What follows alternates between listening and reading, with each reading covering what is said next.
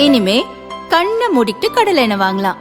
ஏன்னா மந்த்ரா கடலை எண்ணெய் இதயத்தின் தயாரிப்பு. வறுக்க பொரிக்க ஏன் எல்லா சமையலுக்கும் மந்த்ரா தான். மந்த்ரா கடலை எண்ணெய், அபார ருசி, ஆரோக்கியமான உடல் நலம். மக்களாட்சி வருது. நல்லாட்சினா எடப்பாடியார் தான். வாக்களிப்பீர் இரட்டை இலையே.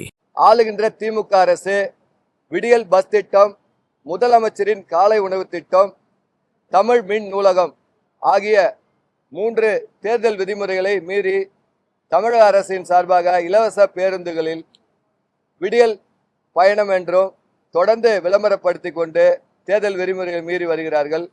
மேலும் முதலமைச்சரின் காலை உணவு திட்டம் என்று நிறைய போர்டுகளை போட்டு எங்கே பார்த்தாலும் சென்னையிலையும் வெளியூர்லேயும் அந்த போர்டு மூலயமா எல்லாம் பிரச்சாரம் பண்ணுறாங்க. அதே மாதிரி மின்னஞ்சல் திட்டம் சொல்லிட்டு பார்த்தீங்கன்னா அரசோட பணத்தில் அந்த வெப்சைட்டில் போய் பார்த்தீங்கன்னா ஃபுல்லாக திமுக அரசோட விளம்பரத்தை போட்டு எல்லா புக்கையும் போட்டு தேர்தல் விதிமுறையில் தொடர்ந்து மீறிக்கிட்டு வராங்க. நாங்கள் இது குறித்து விடியல் பயணம் தொடர்பாக 19/3 ஒரு புகார் அளிச்சிருந்தோம் முதன்மை சிஇஓ கிட்ட. அது குறித்து எந்த நடவடிக்கை இல்லை.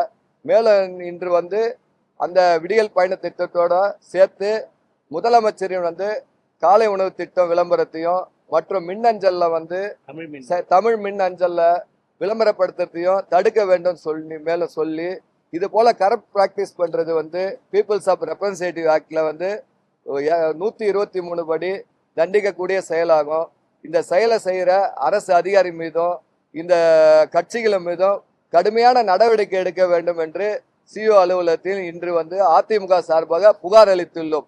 இந்த திமுக அரசு தொடர்ந்து விதிமீறல் செஞ்சு நிறைய இடத்துல வாக்காளர்களை கவரம் ஒன்றும் இது போல தொடர்ந்து செஞ்சுட்டு வராங்க. இது நிச்சயமான விதிமீறல். இது குறித்து புகார் 2 முறை கொடுத்துட்டோம். மேல நடவடிக்கைகள்லாம் நீதிமன்றத்தை நாடி கடுமையான நடவடிக்கை எடுக்கும்படி நாங்கள் உத்தரவு பெறுவோம் என்று தெரிவித்துக் கொள்கின்றோம்.